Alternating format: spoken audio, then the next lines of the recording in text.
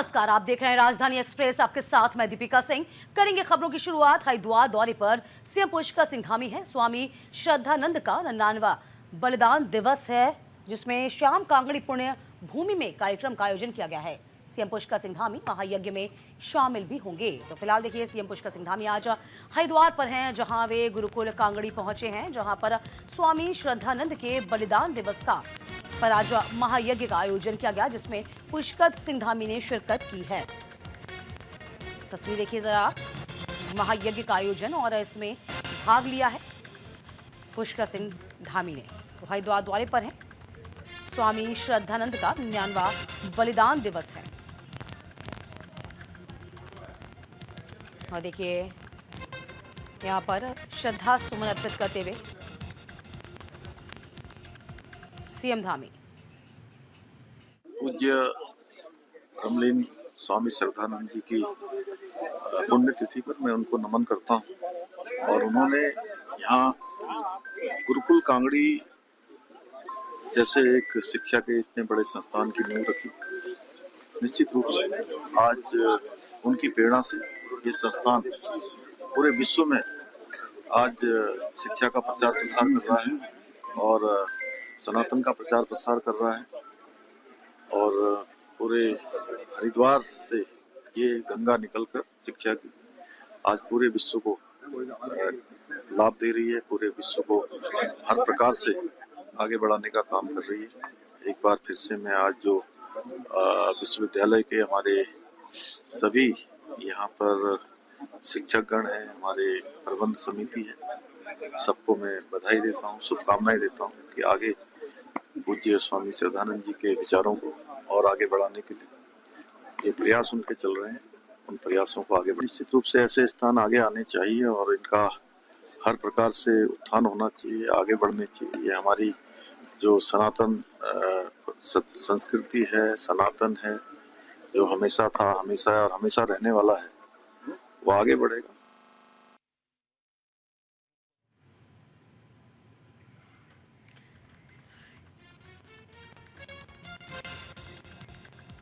तो फिलहाल देखिए, तमाम जानकारी के साथ हमारे सहयोगी संजय पुंडीर इस खबर पर बने हुए हैं। संजय, देखिए, आज हरिद्वार के दौरे पर सीएम पुष्कर सिंह धामी हैं और स्वामी श्रद्धानंद का 99वें बलिदान दिवस है। क्या कुछ और कार्यक्रम रहने वाले हैं संजय?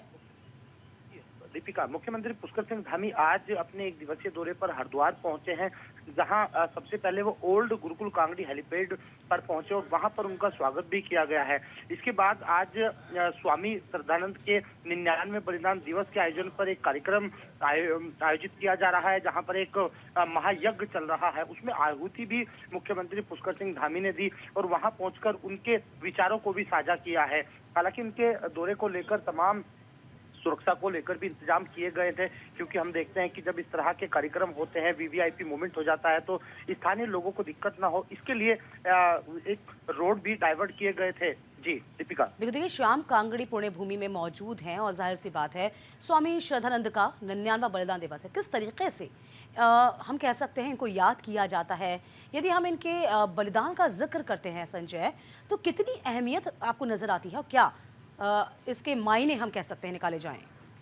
देखिए, उत्तराखंड की सभ्यता और सनातन धर्म को आगे बढ़ाने वाले जो उनके विचार थे, आज उनको लोग याद कर रहे हैं, क्योंकि लगातार ही उनका हर वर्ष ये बलिदान दिवस मनाया जाता है और इस बार उनका 99वां बलिदान दिवस है। तो ऐसे में मुख्यमंत्री पुष्कर सिंह धामी ने भी कहा है कि जैसे व्यक्ति थे उनको याद करना चाहिए और शिक्षा के क्षेत्र की बात की जाए या सनातन धर्म में जिस तरह से उन्होंने अपना योगदान दिया है, वो कहीं ना कहीं आज उनको याद किया जा रहा है। और आज एक बड़ा महायज्ञ आयोजित किया गया है, जिसमें श्रद्धालुओं के साथ साथ अन्य राज्यों से भी यहाँ लोग पहुंचे और यहाँ पर हवन में आहुति दे रहे हैं। चलिए, बहुत शुक्रिया संजय आपका तमाम जानकारी देने के लिए। तो श्याम कांगड़ी की पुण्य भूमि पे मौजूद है आज सीएम पुष्कर सिंह धामी और महायज्ञ, इसकी तस्वीर हम आप तक साझा कर रहे हैं। इस यज्ञ में अपनी कह सकते हैं कि आहुति दे रहे हैं और इस जो उनका बलिदान दिवस है, उनके शौर्य को, उनके पराक्रम को, उनके समाज सेवा को याद किया जा रहा है।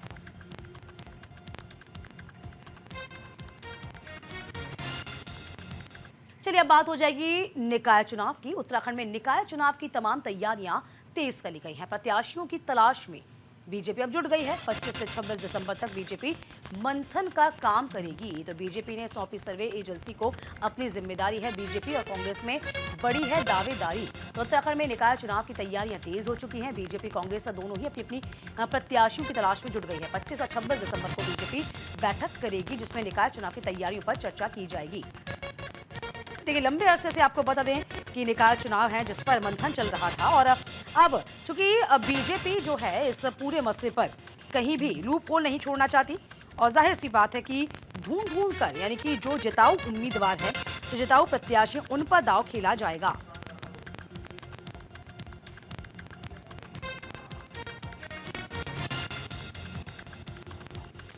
मेयर अध्यक्ष पद के लिए आपको बता दें, ओबीसी आरक्षण पर 1000 आपत्तियां भी आई हैं, और देखिए इसमें निस्तारण भी किया जाएगा। अब देखिए, निकाय चुनाव हर एक अंदाज से, हर एक लिहाज से बहुत खास होता जा रहा है।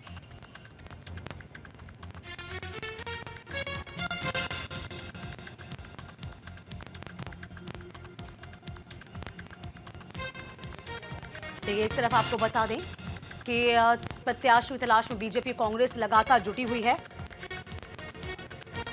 और दूसरी ओर आपको ये भी बता दें, ओबीसी आरक्षण को लेकर आपत्तियों का अंबार लगा हुआ है।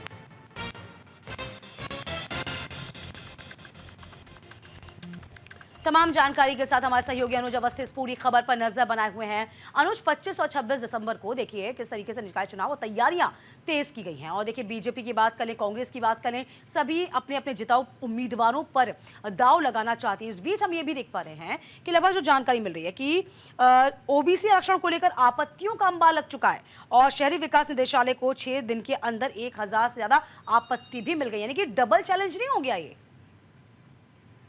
बिल्कुल दीपिका, निकाय चुनाव को लेकर के लगातार जो आजमाइश दोनों पार्टियां कर रही हैं, चाहे वो बीजेपी हो चाहे कांग्रेस हो, दोनों पार्टियों ने जो आजमाइश कर रखी है। बीजेपी पार्टी ने अब सर्वे एजेंसी के द्वारा जो पैनल डिसाइड किया गया है, जो प्रत्याशी अपनी अपनी दावेदारी पेश कर रहे हैं, उन सर्वे रिपोर्ट जब आएगी तो उस रिपोर्ट को ध्यान में मद्देनजर जरूर रखा जाएगा। इसके अलावा 25 और 26 तारीख को बीजेपी के प्रदेश अध्यक्ष, बीजेपी के प्रदेश प्रभारी समेत तमाम बीजेपी के जो बड़े नेता हैं वो उस पैनल को देखेंगे, और उसमें प्रत्याशियों का चयन करेंगे कि कौन पार्षद पद के लिए है, कौन मेयर पद के लिए चुनावी उम्मीदवार है, और साथ ही साथ बीजेपी ऐसे कैंडिडेट को खड़ा करेगी जो जिताऊ कैंडिडेट हो। ऐसे कैंडिडेट को मैदान पे उतारेगी कांग्रेस के सामने। वहीं अगर कांग्रेस की अगर बात करें तो कांग्रेस में भी जो बड़े नेता हैं उन्होंने अभी तक दावेदारी नहीं पेश करी है दीपिका, लेकिन फिलहाल जो छुट्टियां हैं, जो पार्षद पद के लिए हो, जो मेयर पद के लिए उम्मीदवार है, उन्होंने ही अपनी दावेदारी पेश करी है। अब बात करते हैं जिस तरीके से आरक्षण सूची को लेकर के, तो आरक्षण सूची को लेकर के अब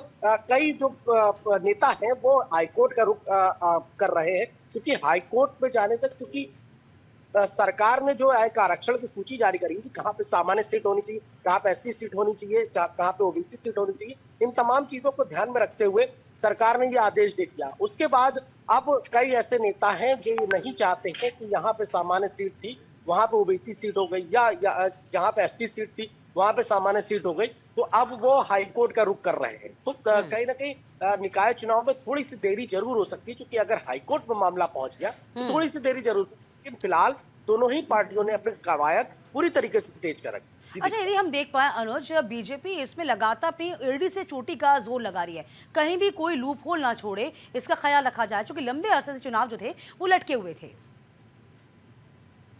बिल्कुल, प्रत्याशियों की तलाश में बीजेपी अब ग्राउंड लेवल ने जिस प्रत्याशियों ने काम किए हैं, जिस नेता ने ग्राउंड लेवल पे काम किए हैं, जनता सकता है सरकार की जो योजना है वो जन जन तक पहुंचाई हैं, या जो केंद्र सरकार की जो योजना है वो जन जनता का पहुंचाई, उन्हीं प्रत्याशियों को टिकट दिया जाएगा, चाहे वो मेयर पद की उम्मीदवारी को लेकर के हो, चाहे वो पार्षद पद की उम्मीदवारी को लेकर के हो, चाहे वो सभासद पद की उम्मीदवारी को लेकर के हो। इसी ग्राउंड लेवल को देखते हुए बीजेपी लगातार, बीजेपी का जो महानगर कार्यालय है वो पूरी तरीके से गुंजायमान है। सारे नेता बीजेपी के महाकार्यालय में बैठ रहे हैं, और प्रवक्ता भी महाकार्यालय में बैठ रहे हैं, और इसी को पैनल को, चूंकि 25 और 26 को पैनल डिसाइड होना है, तो पैनल में किस किस के नाम है, आला कमान के पास को नाम जाएंगे, वहां से डिसाइड होगा कि किसको टिकट मिल रहा है, किसको टिकट नहीं मिल रहा है। चलिए, बहुत शुक्रिया अनुज आपका तमाम जानकारी देने के लिए। अब देखिए, 25 से 26 दिसंबर तक बीजेपी का मंथन चलेगा। जो जिताऊ उम्मीदवार हैं, जिताऊ चेहरे हैं, उस पर दांव लगाया जाएगा। और देखिए, दुगनी चुनौती ये भी हो जाएगी कि वो चेहरे लाए जाएं जिससे जनता भी भली भांति परिचित हो, क्योंकि नगर निकाय चुनाव में चेहरे जो होते हैं वो बहुत महत्वपूर्ण होते हैं, क्योंकि जनता उनसे रूबरू सीधे सीधे होती है। तो फिलहाल देखना ये होगा कि किस तरीके तमाम तैयारी में, चाहे वो बीजेपी हो या फिर कांग्रेस हो, जुटी हुई है।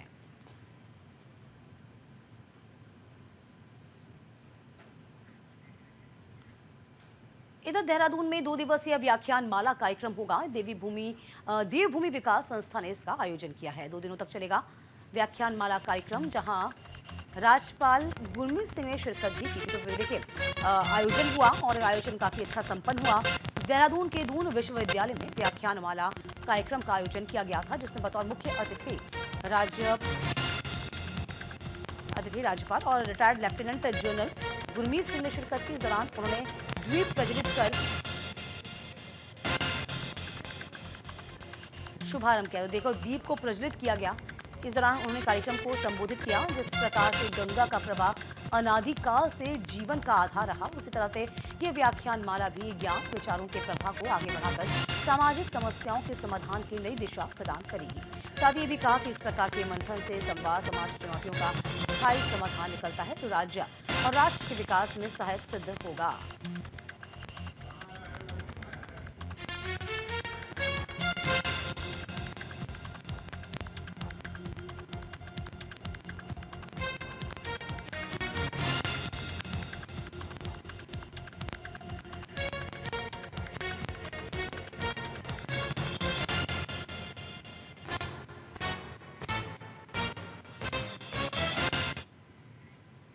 इधर बीजेपी विधायक किशोर उपाध्याय का बयान आया, हिमालय को बचाने के लिए हमें काम करना होगा। हिमालय से बर्फ खत्म हो रही है।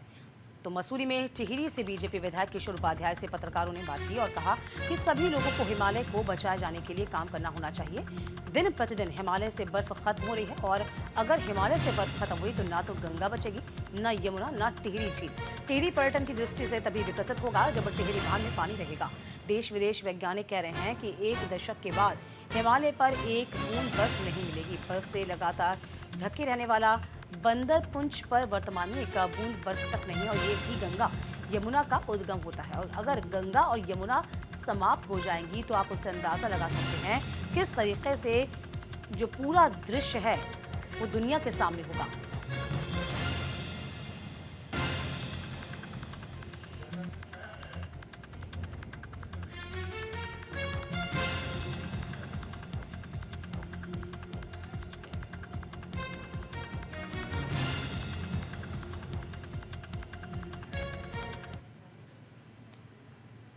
भी बनेगा जब वहाँ टिहरी बांध में पानी रहेगा।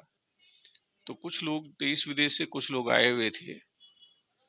अभी जो वैज्ञानिक कह रहे हैं कि 1 आध दशक के बाद हिमालय पर एक बूंद बर्फ नहीं रहेगी।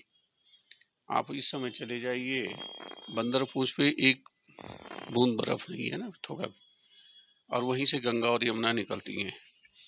तो उससे तो पूरी दुनिया ही खत्म हो जाएगी। तो उनसे कुछ चर्चा कर रहा था मैं, तो मैंने कहा मैं आप लोगों से थोड़ा सा विचार विमर्श करूं। मेरी कोशिश है कि हम टिहरी को मेडिकल डेस्टिनेशन,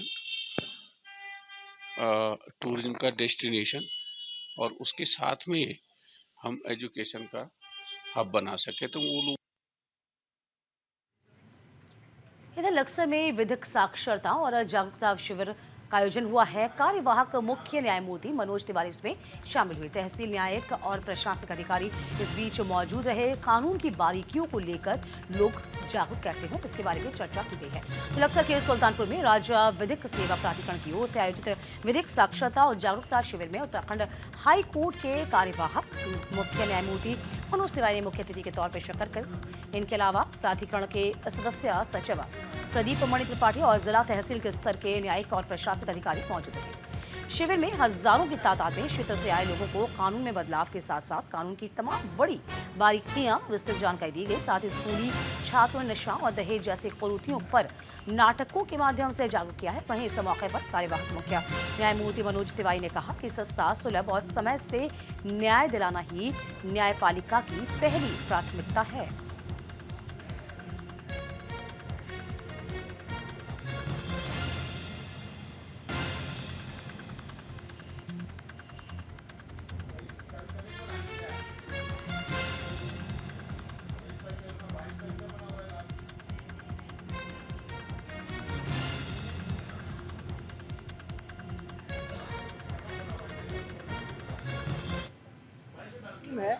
जो मानसिक रूप से विकलांग और मानसिक रूप से जो बीमार व्यक्ति हैं, उनकी 2015 की और 2024 की एक स्कीम है।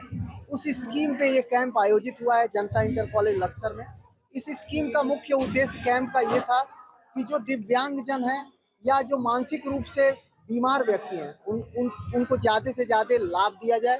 उनको जो स्कीम की जो योजना की नीतियां हैं वो बताई जाएं, और जो समाज का सबसे कमजोर वर्ग है उनको जो सरकारी लाभ हैं वो ज़्यादा से ज़्यादा मुहैया कराए जाएं।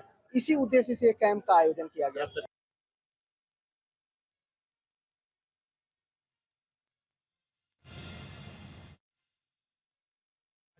उत्तराखंड राज्य विधिक सेवा प्राधिकरण के तत्वाधान में जिला विधिक सेवा प्राधिकरण के नेतृत्व में निर्बल निर्धन विधिक सहायता समिति के सहयोग से ये बहुत बड़ा वृहद विशाल विधिक साक्षरता जागरूकता शिविर है। और न्यायमूर्ति जी का यहाँ पधारने का सीधा सीधा मतलब है, जो यहाँ के गांव के गरीब लोग हैं, किसान लोग हैं, मजदूर लोग हैं, जो केंद्र सरकार के, जो राज्य सरकार की कल्याणकारी योजना है, उनका लाभ दिलवाएं। प्राधिकरण सेवा द्वारा सुल्तानपुर में आयोजित बहुउद्देशीय शिविर में मुख्य रूप से उत्तराखंड हाई कोर्ट के कार्यवाहक मुख्य न्यायमूर्ति मनोज तिवारी ने शिरकत की है। इस दौरान क्षेत्र के हजारों लोगों ने भी शिविर में भाग लिया और खास तौर पर इस शिविर का उद्देश्य क्षेत्र की जनता को कानून की बारीकियों की जानकारी देने के साथ साथ में कई ऐसे कानून जिनमें बदलाव किया गया है उन्हें भी उनके बारे में भी इस तरह से बताया गया है। न्यायिक अधिकारियों द्वारा कहा गया कि जिस तरह से सस्ता सुलभ न्याय दिलाने की जो परिभाषा है उसे परिलक्षित करने के लिए ऐसे शिविर आयोजित किए जा रहे हैं। और वो तमाम लोग जो कानून के बारे में अनभिज्ञ हैं या फिर जिनकी आवाज उठाने के लिए कोई सक्षम नहीं, तो इस बारे में ये खासकर शिविर आयोजित किए जाते हैं ताकि उन लोगों की आवाज को उठाकर उन्हें इंसाफ दिया जा सके। जसवीर सिंह, न्यूज़ 18 लक्सर। उत्तराखंड में बारिश और बर्फबारी के आसार है। मौसम विभाग ने अलर्ट जारी कर दिया। उत्तरकाशी और चमोली में बारिश की चेतावनी जारी की गई है। उधर रुद्रप्रयाग, बागेश्वर बर्फबारी का अलर्ट है। क्रिसमस और नए साल के जश्न से पहले उत्तराखंड में बर्फबारी के आसार बने। इधर देहरादून समेत पर्वतीय इलाकों में सुबह से बादल छाए हैं। इसे लेकर मौसम विभाग ने अलर्ट जारी किया है। इसी के चलते उत्तरकाशी, रुद्रप्रयाग, चमोली, टिहरी, बागेश्वर, पिथौरागढ़, अल्मोड़ा जिले में बारिश के साथ हल्की बर्फबारी की संभावना जाहिर की गई है।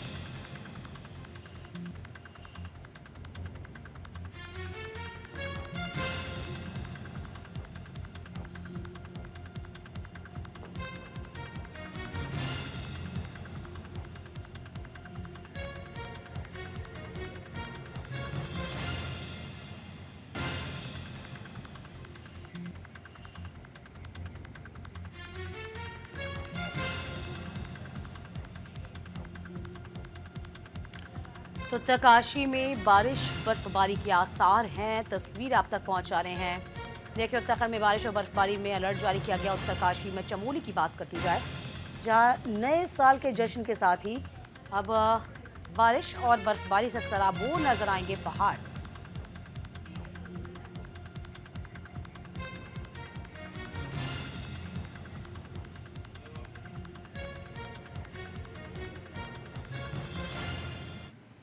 बर्फबारी से सराबोर रहेंगे पहाड़। तो आपको बता दें, क्रिसमस और नए साल के जश्न से पहले उत्तराखंड में बर्फबारी के आसार बन गए हैं। वहीं देहरादून समेत पर्वतीय इलाकों में सुबह से ही बादल छाए हैं। इसी को लेकर मौसम विभाग ने अलर्ट जारी कर दिया है। इसी के चलते उत्तरकाशी का जिक्र करें, रुद्रप्रयाग की बात करें, चमोली, टिहरी, बागेश्वर, पिथौरागढ़, अल्मोड़ा जिले में बारिश के साथ हल्की बर्फबारी की संभावना जाहिर की गई है। जाहिर सी बात है, पर्यटकों के चेहरे इस वक्त खिल जाएंगे, लेकिन मैदानी एरिया में ठंड जरूर बढ़ जाएगी। तो फिलहाल देखिए, पर्यटक नए साल का लुत्फ उठाने के लिए और किस तरीके से पहाड़ों का रुख कर रहे हैं, चाहे बात हम उत्तराखंड की करें या फिर हिमाचल की करें, सभी जगह बर्फबारी की संभावना और बर्फबारी के साथ साथ बारिश की संभावना भी अब जाहिर की जा रही है।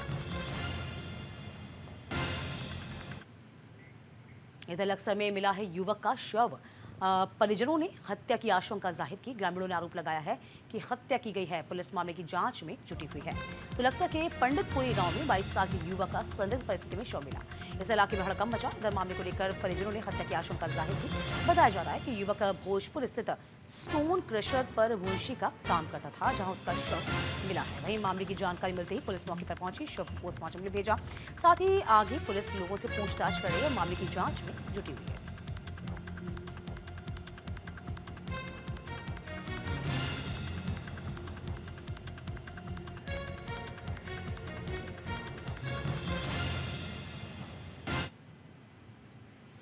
हमारे भाई के साथ हत्या की गई, हमारे भाई की।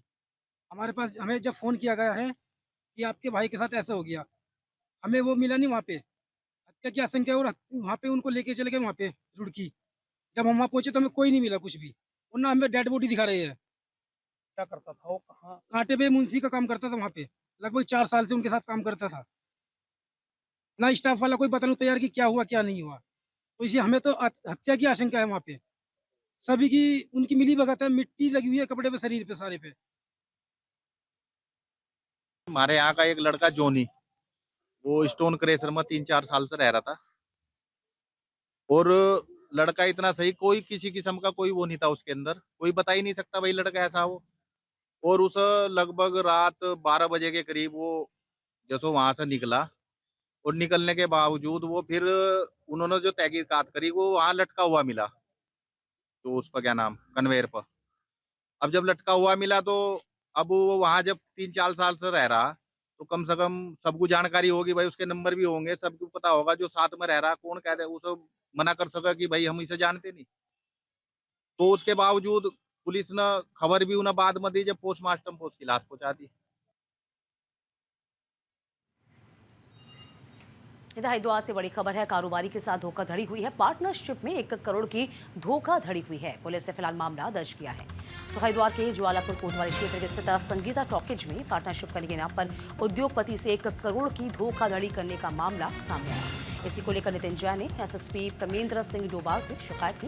हालांकि इस धोखाधड़ी के मामले से संबंधित धाराओं में मुकदमा लगाया गया और आगे की कार्रवाई शुरू कर दी गई है।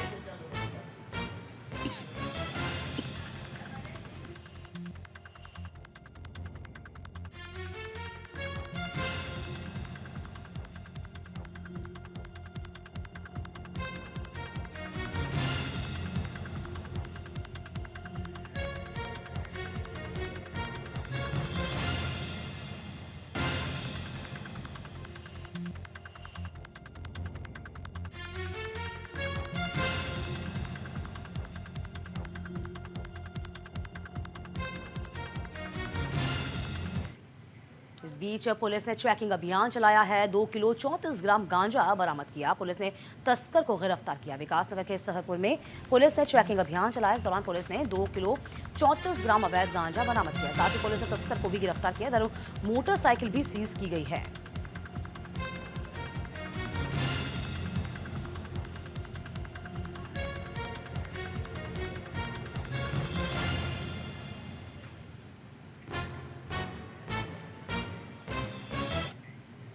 और चलिए इसी के साथ राजधानी एक्सप्रेस में भी के लिए बस इतना ही।